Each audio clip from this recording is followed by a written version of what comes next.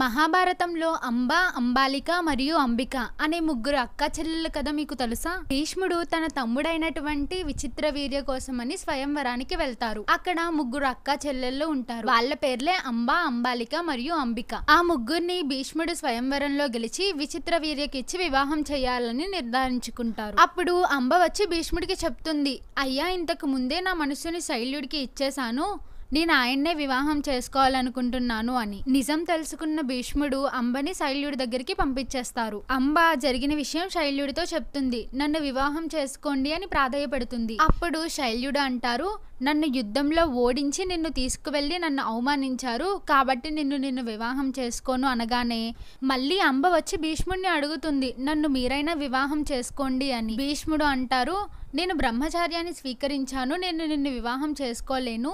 ఆ సమయంలో అంబ భీష్ముడిని సంహరిస్తా అని శపథం చేస్తుంది.